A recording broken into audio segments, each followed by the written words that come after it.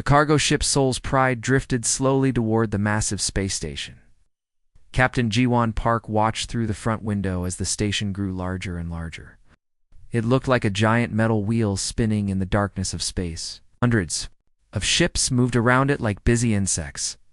Giwon had been flying cargo runs for 3 years now. He knew every major trade station between Earth and the outer colonies. But this place was different. This was neutral space, where humans mixed freely with dozens of alien species. The Galactic trade station orbited a small moon and served as the main business hub for this part of the galaxy. Soul's Pride requesting docking permission. Giwon spoke into his radio. A strange voice answered back in perfect English. "Permission granted, Captain Park. Bay 17 is ready for you. Welcome to neutral space." The voice belonged to one of the many aliens who worked on the station. Chuan still found it amazing how most species could speak human languages now. The universal translator technology had changed everything when humans first joined the galactic community. Giwon guided his ship into the docking bay. The metal clamps grabbed onto his ship with a loud clang. He powered down the engines and checked his cargo manifest. 40 tons of rare earth metals from the mining colonies. Nothing too exciting, but it paid well. He walked through the airlock and into the station proper. The main corridor buzzed with activity. Tall blue-skinned Altarians walked past, short, furry Rexons. A group of crystal-like beings that Jiwon could not identify floated by without touching the ground. The air smelled like a mixture of different atmospheres and recycled oxygen. After finishing his cargo business, Guan decided to grab a drink. The central cantina was famous throughout this sector. It served food and drinks for over 20 different species. More importantly, was one of the few places where humans could relax without feeling like outsiders. The cantina was dimly lit and filled with the sound of dozens of conversations in different languages. Giwon found an empty spot at the bar and ordered a Earth-style beer. The bartender was a friendly Altarian who knew how to make drinks for most species. "You look like you need this," a voice said next to him. Jiwon turned and saw a human woman, sitting 2 seats away. She had short black hair and wore the kind of practical clothes that spacers preferred. But something about her seemed different from the usual traders and ship captains he met. "That obvious, huh?" Juan smiled. "Long day dealing with cargo inspectors." The woman laughed. "I know the feeling. I'm Nari Kim." She moved to the seat next to him. "Juan Park.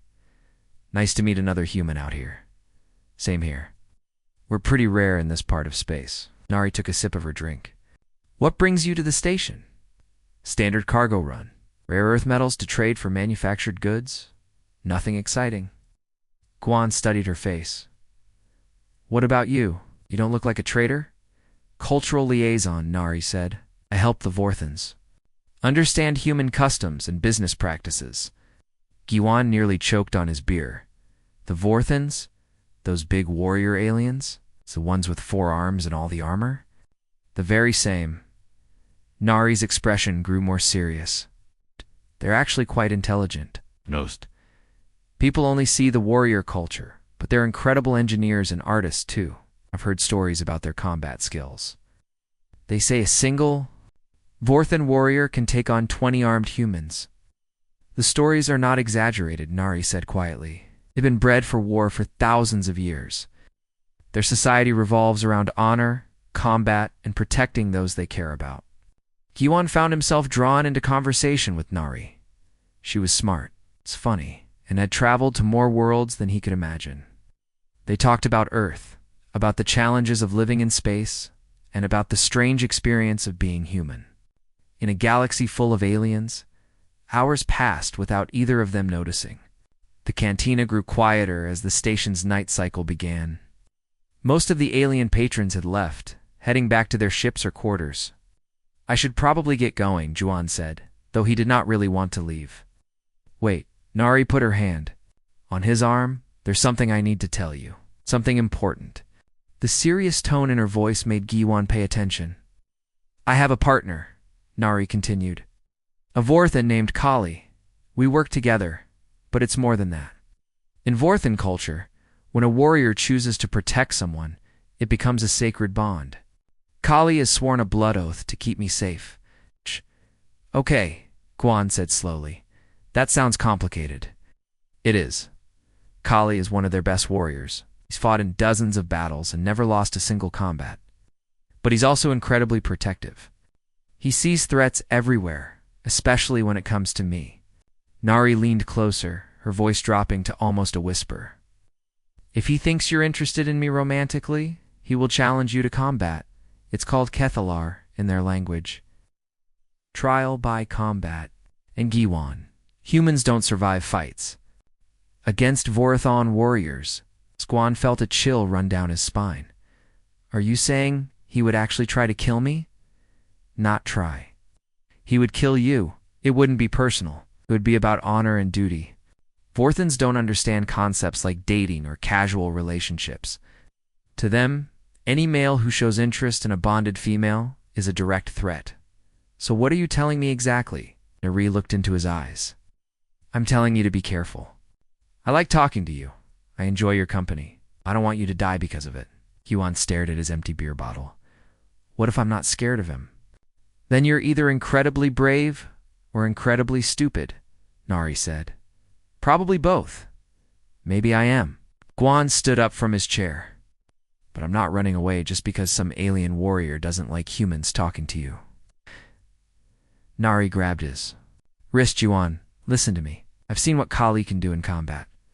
I've seen him tear through battle mechs with his bare hands. I've watched him defeat entire squads of trained soldiers. This isn't about pride or proving yourself. This is about staying alive. Where is he now? Jiwon asked. On his ship, probably planning tomorrow's patrol route. He doesn't know about our conversation yet? He always knows everything that happens around me. It's part of his protective nature. He'll find out about tonight, probably by tomorrow morning. Juan looked around the nearly empty cantina. Is he watching us right now? I don't think so. But with Vorthans, you never really know. As if summoned by their conversation, a shadow moved in the corner of the cantina. For just a moment, Jiwon thought he saw something large and armored, watching them from the darkness. But when he looked again, nothing was there. I should go, Nari said quickly. Thank you for the conversation. It was nice to talk to another human. She stood up and headed toward the exit. At the doorway, she turned back. Giwon, think about what I said. Some fights aren't worth fighting. After she left, Giwon sat alone at the bar for another hour. He thought about Nari's warning, about the Vorthan warrior who had sworn to protect her, and about his own stubborn human nature. Outside in the corridor, unseen in the shadows, 4 red eyes watched and calculated. The darkness as a massive figure memorized the human's face. The warning had been given.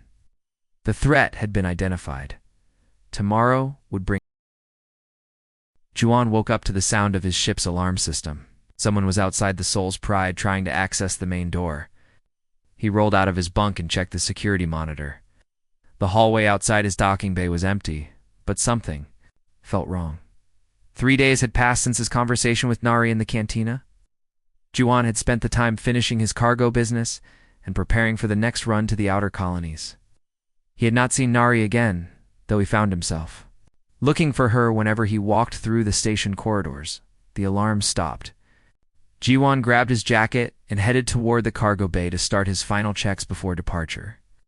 The Soul's Pride was loaded with manufactured goods bound for the mining colonies. It was a good profit run that would keep him flying for another few months. He opened the main cargo door and stepped onto the loading platform. The docking bay was quiet, except for the usual sounds of ships and machinery. Most traders left early in the morning to avoid the busy traffic around the station. That was when he saw the shadow. Something massive moved between the cargo containers at the far end of the bay. Guan squinted in the dim lighting, trying to make out what he was seeing. The shape was too big to be human and moved with a strange, controlled grace. Human Juan Park. The voice came from directly behind him. Giwon spun around and found himself face to face with the largest alien he had ever seen up close. The Vorthan warrior stood nearly 8 feet tall. His body was covered in natural armor that looked like black metal. 4 powerful arms hung at his sides, each ending in hands that could probably crush a human skull. Red eyes stared down at Jiwan from a face that belonged in nightmares. This had to be Kali Vextar. "You are the human who spoke with my bondmate," Kali said in heavily accented English. Each word sounded like it was being forced through grinding machinery. "I talked to Nari, yes," Guan replied, trying to keep his voice steady. "We had a drink and conversation. Nothing more. You lie." Kali stepped closer. His footsteps made metallic sounds on the deck plating. "You showed interest. You displayed mating behavior. This is not acceptable. Mating behavior." Juan almost laughed despite his fear. "We talked about Earth and space travel." "How's that?" "Mating behavior." Kali's mandibles clicked together rapidly. Jiwan had read enough about Vorthon biology to know this was a sign of anger or aggression. "You stayed near her for many hours. You bought drinks? You made eye contact for extended periods. Your body language showed attraction. These are clear mating displays among your species." The worst part was that Kali was not entirely wrong. Juan had been attracted to Nari. He had enjoyed their conversation and would have liked to see her again. But how could an alien warrior understand the difference between friendly conversation and romantic interest? "Look, I understand you're protective of her, but we're just friends. I have no intention of causing any problems." "Intention is irrelevant," Kali replied. "Your actions have dishonored my bondmate and violated sacred trust. By Vorthan law, this requires response." More aliens had gathered at the edges of the docking bay. Word was spreading quickly through the station that something important was happening. Guan could see various species watching from safe distances. A few were recording the encounter with portable devices. "What kind of response?" Juan asked, though he already suspected the answer. Kali spread all 4 arms wide in what was clearly a formal gesture. When he spoke, his voice carried throughout the entire docking bay. "Human Juan Park. You have shown disrespect to my bondmate Nari Kim. You have violated the sacred bond between protector and protected. I, Kali Vextar, of the Crimson Blade clan, challenge you to Cathalar. Trial by combat. Tomorrow, when the twin suns of this system reach alignment." A murmur went through the watching crowd. Even the aliens seemed surprised by the formal challenge. Juan noticed that none of the station's security forces moved to intervene, apparently Vorthan honor. Duels were legal under Galactic law. "And if I refuse," Juan asked, "then you will be marked as a coward throughout the galaxy. Ow. No trade station will accept your business. No colony will buy your goods. Your life as a spacer will end." Guan understood the trap he was in, refusing. The challenge would destroy his career and reputation. Accepting it would probably get him killed. But looking at the massive alien warrior in front of him, Guan felt something unexpected rise up inside him. Anger. He was angry at being threatened for having a simple conversation. He was angry at the unfairness of being judged by alien customs. He did not understand. Most of all, he was angry at the assumption that humans were too weak to defend themselves. "I accept your challenge," Guan said loudly enough for everyone to hear. Kali's red eyes seemed to brighten. "The combat will take place in the main cargo bay. Traditional Vorthon weapons and armor will be provided. The fight continues until death or surrender." Until death. Guan felt his confidence waver. "Death or surrender," Kali repeated. "These are the only acceptable endings to Cathalar." The crowd began to disperse, many of them talking excitedly in various alien languages. Guan noticed several aliens speaking into communication devices, probably placing bets on the outcome. He wondered what the odds were against a human surviving combat with a Vorthan warrior. After Kali left, Quan stood alone in his cargo bay for several minutes. What had he just agreed to? He was a cargo pilot, not a soldier. His only combat experience came from bar fights and the basic self-defense training all spacers received. Quan turned to see Nari running toward him across the docking bay. Her face was pale, and her eyes showed real fear. "I just heard about the challenge. Tell me you didn't actually accept it." "I did." "Then you're going to die tomorrow." She grabbed his arms with both hands. Kali has killed 17 challengers. In formal combat, 17 Guan. And those were trained warriors, not cargo pilots. Maybe I'll get lucky. This isn't about luck. Nari's voice was desperate. This is about thousands of years of evolution creating the perfect killing machine. Warthans are faster than humans, stronger than humans, and have twice as many arms. Their natural armor can stop most weapons. So what do you want me to do? Run away and spend the rest of my life hiding? Yes, Nari said without hesitation. Leave tonight. Take your ship and disappear into the outer colonies. Change your name if you have to. Juan looked into her eyes and saw genuine concern. She really did care what happened to him. That meant something, even in this impossible situation. I can't do that, he said. It would prove that humans really are the weak species everyone thinks we are. Better a living coward than a dead hero? Maybe. But I'm not running. Nari stared at him for a long moment. Then she pulled something from her jacket pocket. It was a small datapad containing technical information. If you're really going through with this, then at least give yourself a chance. These are Vorthan anatomical charts and combat records. Study them tonight. Learn everything you can about how they fight. She pressed the datapad into his hands. And G1. I'm sorry this happened. If I had known talking to me would put you in danger, I never would have approached you. Don't apologize for being friendly to another human. It's exactly the kind of thinking I'm fighting against tomorrow. Nari nodded and walked away. Juan watched her go, then looked down at the datapad in his hands. If he was really going to fight a Vorthan warrior tomorrow, he needed to learn everything he could about his enemy. The twin suns would align in 18 hours. Time to Giwan had not slept at all.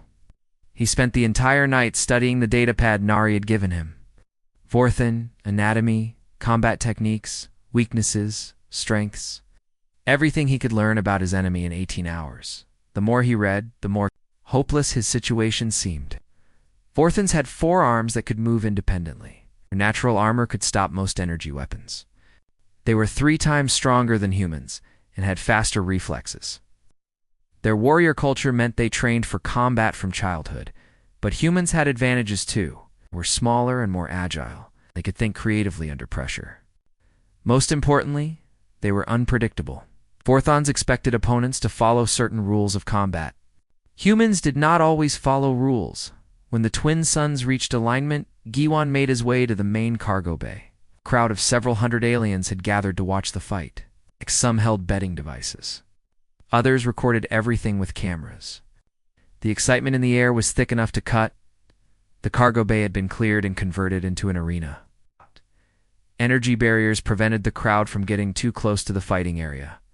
Station security stood ready to maintain order, but they would not interfere with the duel itself.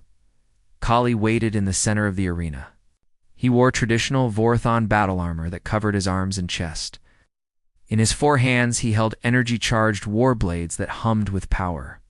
He looked like a god of war from ancient human mythology. Human G1 Park, the station commander, announced through speakers. Do you accept the terms of Cathalar as stated by Kali Vextar? I accept, Giwan called out. Combatants will fight with traditional Vorthan weapons and armor. The battle continues until death or surrender. May honor guide your actions. A rack of weapons had been provided for Juwan. He selected a single energy blade and a small shield. Generator. The armor available was designed for Vorthans and would not fit his human frame properly. He decided to fight without it. You choose no armor? Kali asked, sounding genuinely puzzled. Armor designed for your people will only slow me down, Juwan replied. I'll take speed over protection. The betting odds displayed on screens around the arena showed 50-1 against the human.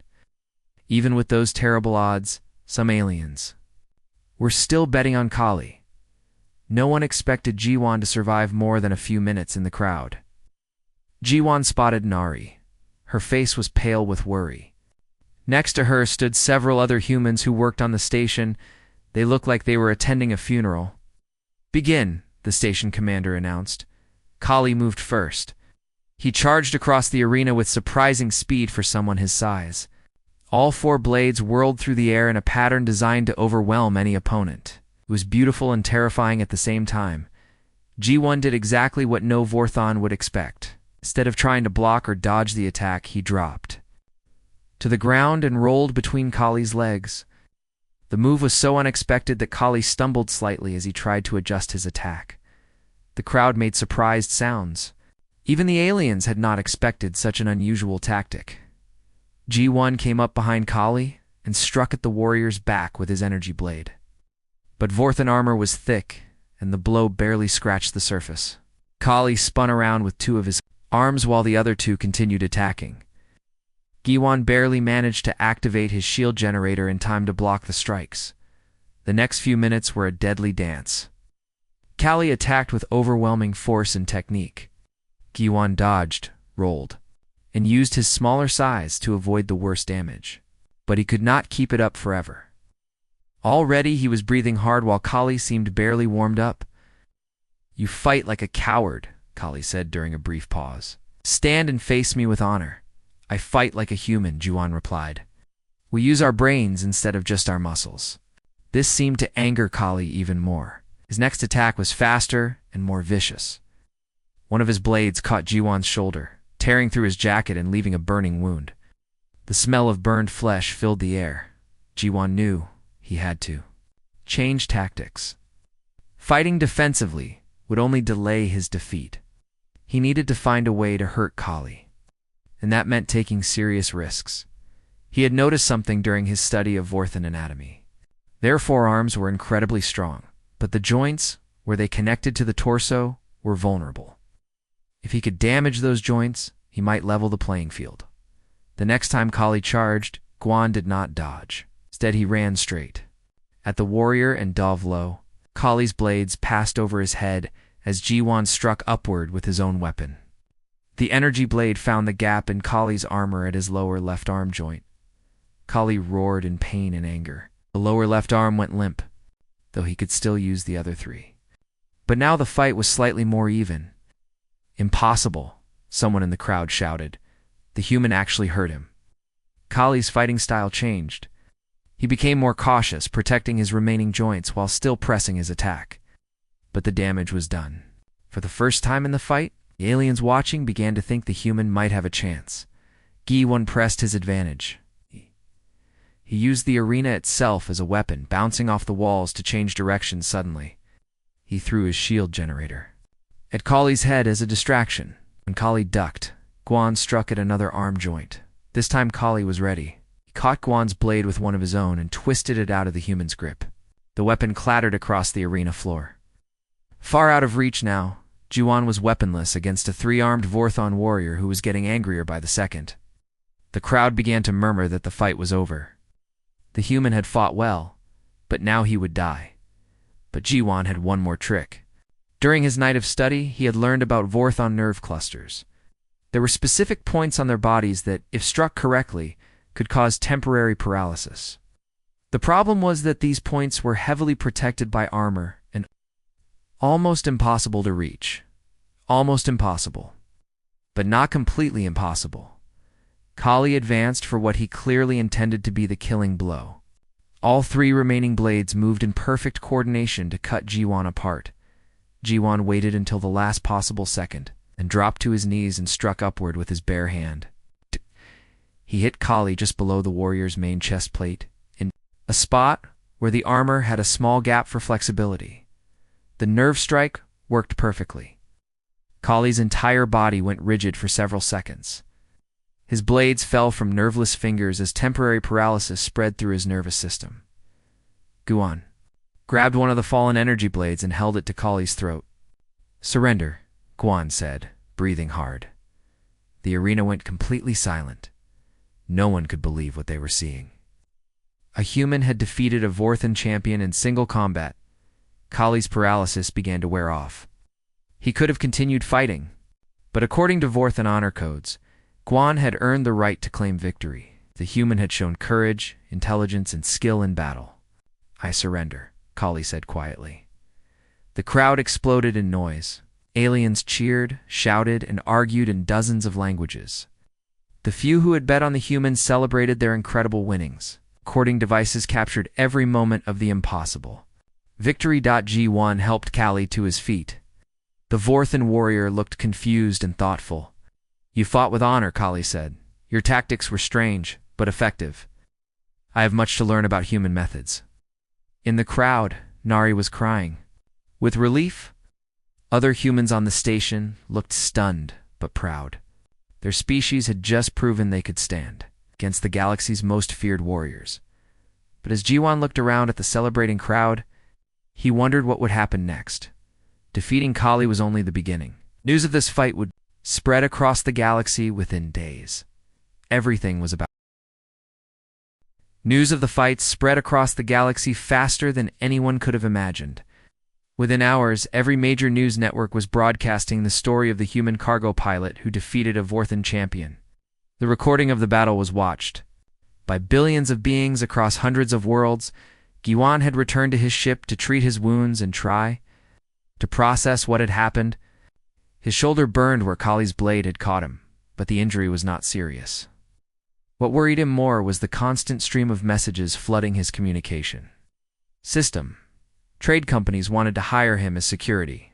Military recruiters from a dozen species offered him positions in their armies. News reporters demanded interviews. Even marriage proposals from alien females who were apparently attracted to strong warriors filled his message queue. This is insane, Juan muttered as he deleted another 50 messages without reading them. A knock on his ship's door interrupted his thoughts. He checked the security monitor and saw Nari standing outside. She looked worried and kept glancing over her shoulder as if someone might be following her. "Come in, Giwan," said, opening the door. "We need to talk," Nari said immediately.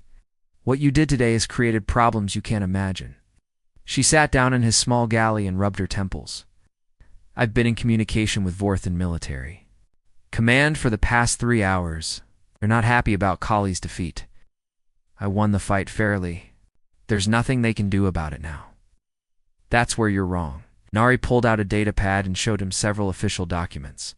"The Vorthan High Command is claiming that human fighting techniques are dishonorable. They say you used trickery instead of true combat skill." Juan felt anger rising in his chest. "Trickery? I used my brain and my knowledge of their anatomy. How is that dishonorable? Because it's not how Vorthans fight. They believe in direct confrontation. Strength against strength? Your tactics were completely outside their understanding of proper combat. So what are they planning to do about it?" Nari showed him another document. "They're demanding a rematch with different rules. No nerve strikes, no using the environment. As a weapon, no unconventional tactics. It's just blade against blade until one fighter dies. That's not a rematch. That's an execution." Guan stood up and paced around the small room. "Under those rules, any human would lose." "Exactly. They want to prove that your victory was a fluke. That humans are still the weak species they've always believed us to be." Before Jawan could respond, his communication system chimed with an incoming message marked as high priority. The sender was listed as Kali Vexstar. "Should I answer it?" Juan asked. "You might as well. It's probably the only Vorthan who will speak to you honestly right now." Guan activated the communication link. Kali's massive form appeared on the screen. The warrior looked different somehow, less threatening and more thoughtful. "Human Juan," Kali said in his grinding voice. "I must speak with you in person. There are things you need to understand about what your victory means. My ship is in Docking Bay 17. I will come alone and unarmed. The clan has much to discuss." The communication ended. Nari looked worried. "Are you sure it's safe to meet with him? He said he's coming unarmed. Besides, what's he going to do? Challenge me to another fight? I already beat him once." 20 minutes later, Kali arrived at the ship. Without his armor and weapons, he looked smaller, but still impressively large. His movements were careful and deliberate, as if he was thinking about every action. "You have created a problem for my people," Kali said, once he was inside the ship. "I defended myself, that's all." "Yes, but in doing so, you have challenged thousands of years of Vorthon military doctrine. We believed our combat methods were perfect. Your victory proves we were wrong." Kali sat down carefully on a reinforced chair that creaked under his weight. "My clan leaders are angry and confused. Some want to declare your victory invalid. Others want to study your techniques. A few are even suggesting that Vorthans should learn from humans. What do you want? Jiwan asked directly. I want to understand how you defeated me. I have watched the recording of our fight many times.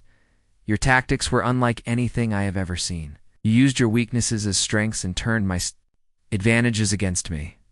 Nari leaned forward. Kali, what's really happening with your people? The Vorthan warrior was quiet for a long moment. There is talk of exile for me. I lost to what my clan considers an inferior species. Some believe I have brought shame to our warrior traditions. That's ridiculous, Jiwan said. You fought with honor. You followed all the rules of your challenge. But I lost 2 tactics that my people do not respect. In Vorthan culture, defeat is acceptable if it comes from superior strength or skill. Defeat through cleverness is considered shameful. Then your people need to learn that there are different kinds of strength, Quan replied. Kali's red eyes studied Jiwan's face. Perhaps I need to learn new ways of thinking about combat and honor. Another message arrived on Jiwan's communication system. This one was marked as urgent and came from the Galactic Trade Station Authority. Captain Park, the message began, you are requested to report to the station commander's office immediately. This concerns matters of galactic security and cannot be delayed. Guan looked at Nari and Kali. This can't be good. The station. Commander's office was located in the upper levels of the station. It was a formal space designed to impress visitors with the authority of galactic law. Commander Xerix was a Telonian, a species known for their logical thinking and fair judgment. Captain Park, Commander Xerix said as they entered. Your actions yesterday have created significant diplomatic complications. 3 other beings sat around the commander's desk. G1 recognized them as representatives from different alien governments. Their faces showed various expressions of concern and curiosity. I don't understand, G1 said. I won a legal challenge fight. What's the diplomatic problem? The problem, said one of the representatives, is that your victory has changed how several species view humanity. Some now see humans as a potential threat. Others want to recruit human fighters for their own armies. Commander Xerix activated a holographic display showing news reports from across the galaxy. Headlines in dozens of languages all focused on the same story: human defeats Vorthan warrior. New species shows military potential. Earth pilots sought for combat training. Within the past day, the commander continued. We have received formal complaints from the Vorthon Military Council, requests for security assessments from 3 different governments and applications. From 47 military organizations who want to hire human fighters, all because I won 1 fight? G1 could hardly believe what he was hearing. Captain Park, you must understand that galactic politics operate on a very delicate balance. Humans have been considered a minor species with limited military capability. Your victory suggests that assessment was wrong. The Telonian commander pulled up another display showing ship movements around human space. Several alien fleets have changed course toward Earth colonies. Some are probably just curious, but others may be conducting reconnaissance missions. Are you saying my fight might start a war? Jiwan felt sick to his stomach. Not a war, but certainly increased tension. The question now is what to do about it. One of the representatives, a tall being with blue skin and silver eyes, spoke up. There is one possibility that might resolve this situation peacefully. What kind of possibility? Nari asked. The Emperor of the Dominion has requested a personal meeting with Captain Park. Emperor. Valdris wants to assess humanity's potential. As a member species of the galactic community, Commander Xerix nodded. The Imperial summons arrived 1 hour ago. Captain Park, you and your companions are invited to the capital world of Nexus Prime. The Emperor wants to conduct what he calls an Imperial test. What happens if I refuse? Jiwan asked. Then humanity remains a minor species, probably under increased scrutiny from military powers, who now see you as a potential threat. Your victory will be dismissed as an anomaly, and if I accept, then you represent your entire species before the most powerful being in the galaxy. The test will determine whether humans deserve full membership in the Dominion or should remain. Under restricted status, Guan looked at Nari, then at Kali. One simple conversation in a cantina had led to a fight. One fight had led to galactic consequences he never could have imagined. How long do I have to decide? The Emperor's ship will arrive in 3 days. You must give your answer by then. As they left the commander's office, GFY felt the weight of an entire species' future resting on his shoulders. He had wanted to prove that humans could defend themselves. Now he had to prove they deserved a place. The Imperial transport ship was unlike anything GFY had ever seen. It was massive, elegant, and seemed to bend light around its hull in impossible ways. The technology was so advanced that it made human starships look like primitive toys in comparison. GFY stood in the docking bay with Nari and Kali waiting to board. The past 3 days had been a whirlwind of preparation and worry. Representatives from Earth's government had contacted him with instructions and encouragement. Military advisors had tried to coach him on diplomatic protocol. Everyone had an opinion about what he should do or say. "Are you ready for this?" Nari asked quietly. "No," GFY answered honestly. "How can anyone be ready to meet the Emperor of the Galaxy?" Kali shifted his weight nervously. The Vorthan warrior had made a surprising decision to accompany them to Nexus Prime. His own clan had rejected him after his defeat, but he claimed he wanted to learn more about human fighting methods. "I have served in many battles," Kali said in his grinding voice, "but I have never been to the Imperial Palace. Few beings ever receive such an invitation." A group of elegant aliens emerged from the transport ship. They wore flowing robes that seemed to be made of captured starlight. Their faces were beautiful in an otherworldly way, with large eyes and delicate features. "Captain GFY Park," one of them asked in a voice like music. "I am Lyrian Stell, Imperial Protocol Officer. The Emperor is eager to meet the human who has caused such interesting developments in galactic affairs." They boarded the transport ship, which was even more impressive inside than outside.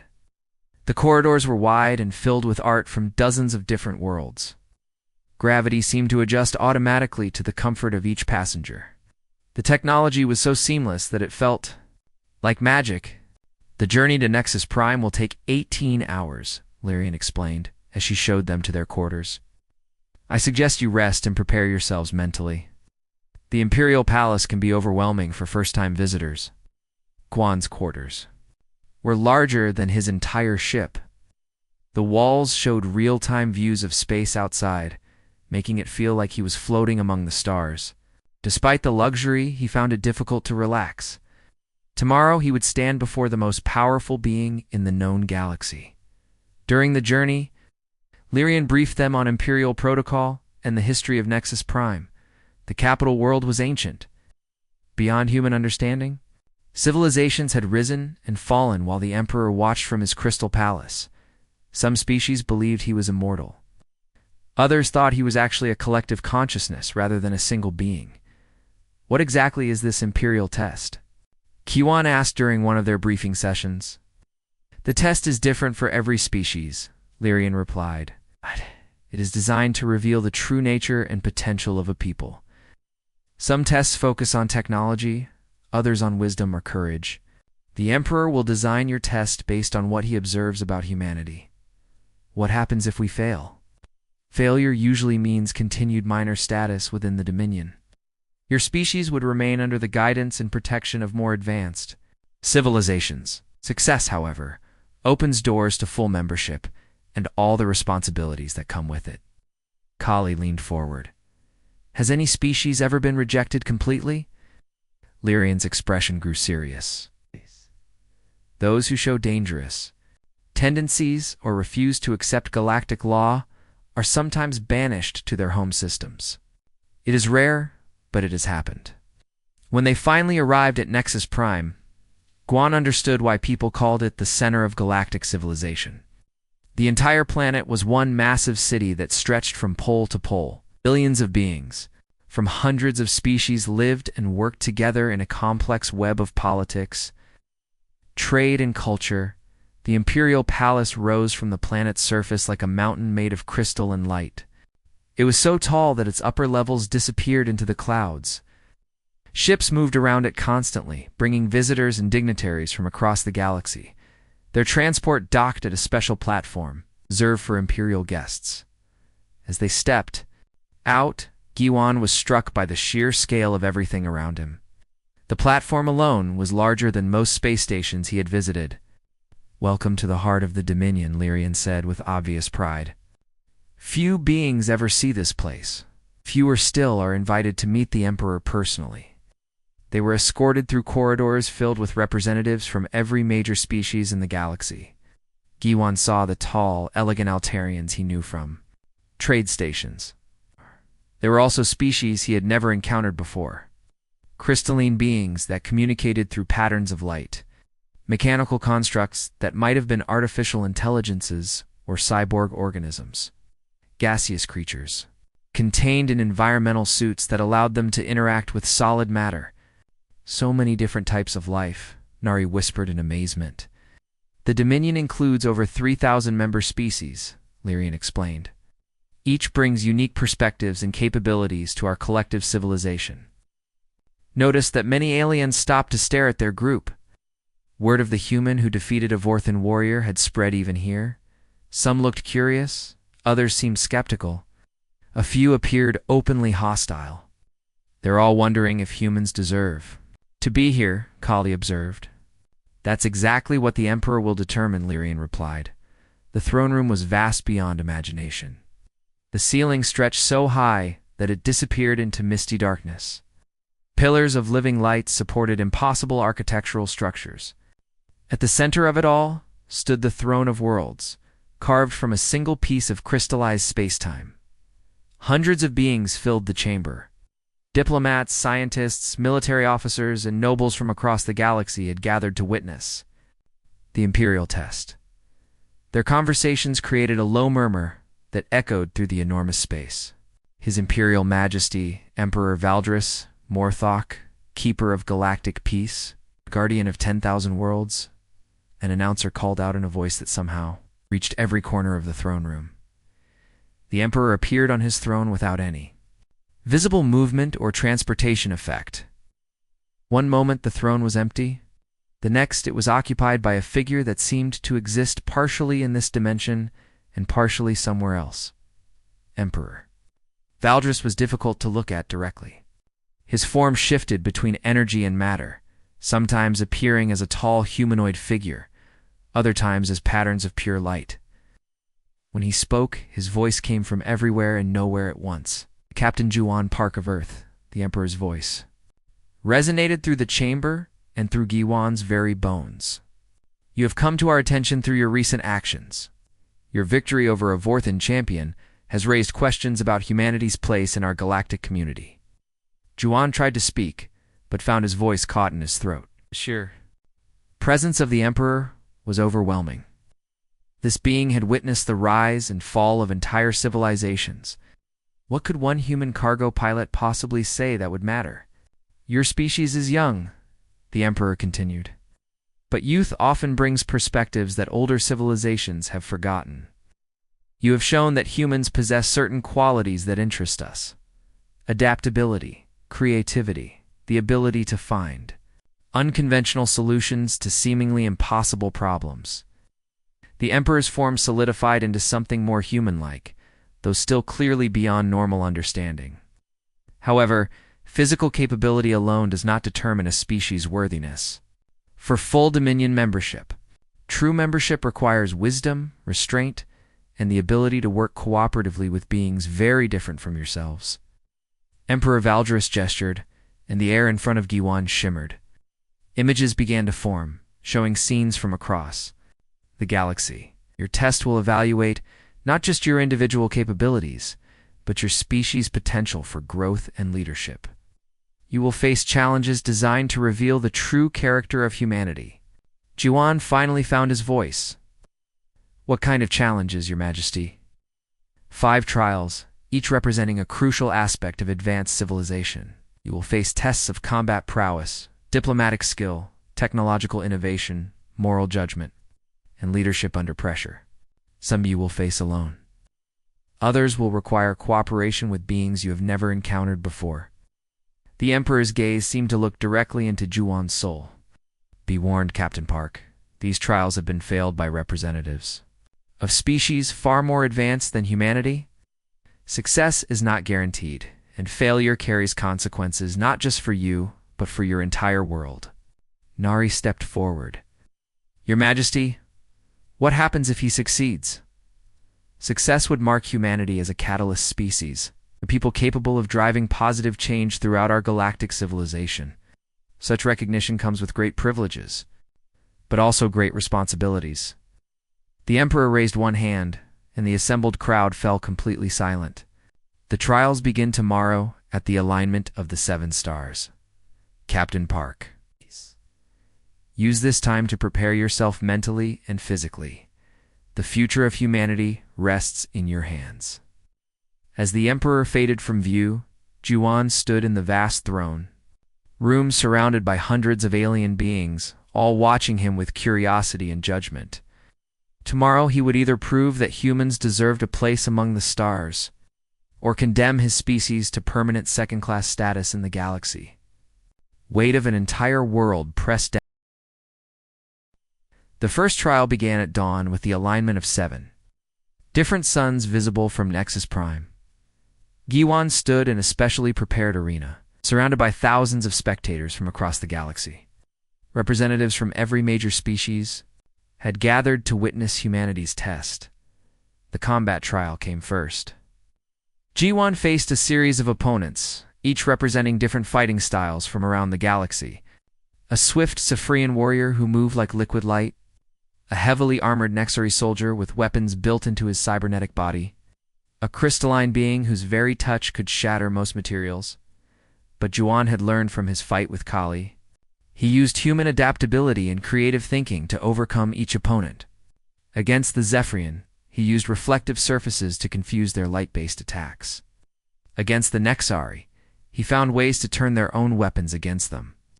Against the Crystal Warrior, he used sound frequencies that disrupted their molecular structure. Each victory brought surprised murmurs from the watching crowd.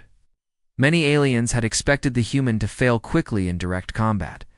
The second trial tested diplomatic skills. Guan was placed in a room with representatives from 5 species who were engaged in a complex trade dispute. Each group spoke a different language and followed completely different cultural rules. Some communicated through color changes, others through chemical sense, and one species only spoke in mathematical equations for 6 hours. Giwan worked to understand each group's needs and find common ground. His experience as a cargo pilot helped him understand trade relationships. His human ability to learn quickly allowed him to pick up basic communication with each species. Eventually, he proposed a solution that satisfied everyone by focusing on shared benefits rather than individual demands. The third trial involved technology. Guan was given broken equipment from a dozen different civilizations and asked to create something useful. He had 4 hours and access to tools from various species, but no instruction manuals or guides. Drawing on human engineering principles and his experience maintaining his own ship, Giwan built a universal communication device that could translate between any of the languages used in the diplomatic trial. The device was crude compared to advanced alien technology, but it worked reliably and could be easily repaired. The fourth trial was the most difficult. Juwan was presented with a moral dilemma that had no perfect solution. A colony ship carrying 10,000 refugees was dying in space. Juwan had the power to save the ship, but doing so would require redirecting resources from a medical station that was treating victims of a recent plague. Either choice would result in deaths. After careful consideration, Juwan chose to split the available resources between both crises. It was not the optimal solution for either situation, but it minimized total casualties and gave both groups a chance to survive until additional help could arrive. The decision showed wisdom and compassion rather than cold calculation. As the trials progressed, something unexpected was happening in the observation areas. Nari had been watching every test with growing pride and emotion. She found herself speaking to other spectators about human values and potential. Her passion for defending her species impressed many of the alien observers. The fifth and final trial was a test of leadership under extreme pressure. Juwan was given command of a mixed group of aliens and humans, in a simulated crisis scenario. A space station was falling into a star, and he had limited time and resources too. He'd evacuate thousands of beings. The simulation was designed to be impossible to solve perfectly, but G1 did not try to save everyone through grand gestures. Instead, he organized his diverse team effectively, giving each species tasks that matched their natural abilities. He made difficult decisions quickly and took responsibility for the consequences. Most importantly, he inspired cooperation between beings who had never worked together before. When the simulation ended, 60% of the station's population had been successfully evacuated. It was not a perfect score, but it was better than most species achieved on their first attempt. As the trials concluded, Emperor Valdris appeared on his throne to announce the results. The massive throne room fell silent as thousands of beings waited to hear humanity's fate. Captain Juwan Park has completed the 5 trials. The Emperor's voice resonated through the chamber. His performance shows that humanity possesses the qualities we value in advanced civilizations: adaptability, creativity, diplomacy, moral reasoning, and leadership capability. The crowd murmured with interest. Several alien representatives looked surprised by the positive assessment. However, the Emperor continued, "Individual capability is only part of our evaluation. True membership in the Dominion requires species-wide commitment to galactic cooperation and peace." That was when Nari did something that shocked everyone. In the throne room, she stepped forward from the observation area and walked directly toward the throne. Palace guards moved to stop her, but the Emperor gestured for them to allow her to approach. "Your Imperial Majesty," Nari said in a clear voice that carried throughout the chamber, "I wish to make a formal declaration before this assembly." "Speak," the Emperor commanded. Nara turned to face the thousands of watching beings. "I am Nari Kim, cultural liaison to the Vorthan people. For the past year, I have worked closely with alien species and observed their interactions with humans." She paused and looked directly at Juwan. "But my observations have led me to a personal conclusion as well as a professional one." The throne room was completely silent now. Everyone was listening to this unexpected speech. "I renounce my position as Vorthon cultural liaison," Nari declared. "I choose to stand with humanity, to be proud of my species and our potential. And I choose to stand with Giwan Park, not just as a representative of our people, but as the man I love." Gasps echoed through the chamber. Interspecies relationships were unusual, but a public declaration of love during an imperial test was unprecedented. G1 stared at Nari in amazement. She had just risked her career and reputation to support both him and humanity in front of the most powerful beings in the galaxy. But the surprises were not over. Kali Vexter stepped forward from another section of the observation area.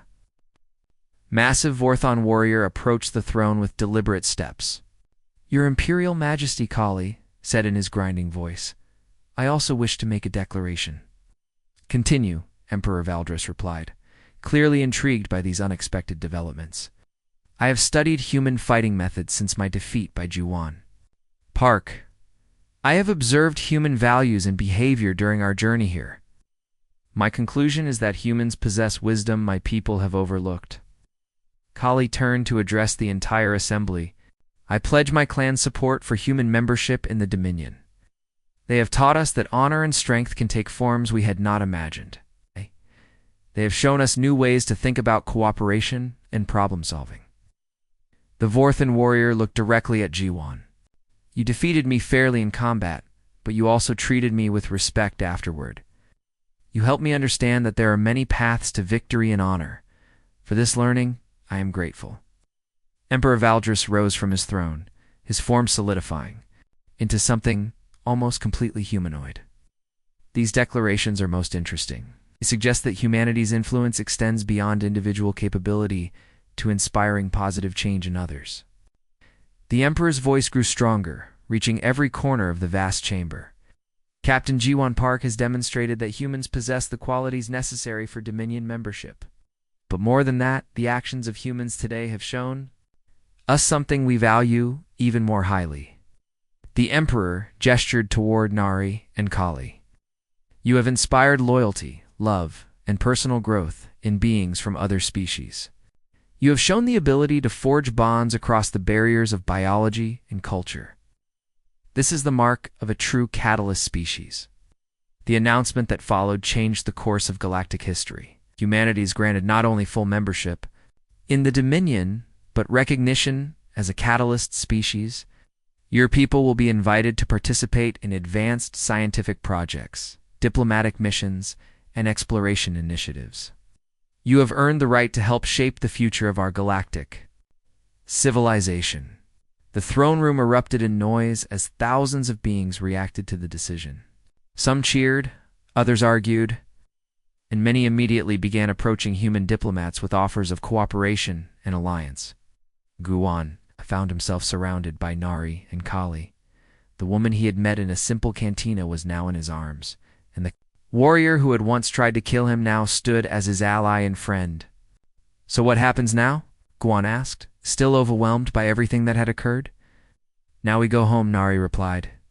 "But not as the same people who left Earth. We return as representatives of a species that has proven itself worthy of the stars." Kali nodded his massive head. "And I will come with you, if you will have me. There is much I can learn from studying human methods and values." As they left the imperial palace together, Guan reflected on the incredible journey that had brought them to this moment. It had started with a simple conversation over drinks and led to humanity taking its place among the most advanced civilizations. The human age in galactic politics had begun, not through conquest or superior technology, but through the simple demonstration that humans could adapt, cooperate, and inspire others to be better than they thought possible. Behind them, the crystal spires of the imperial palace reached toward the stars, but ahead of them lay an even greater vista. The entire galaxy now waited to see what humans would accomplish when given the chance to reach their full potential.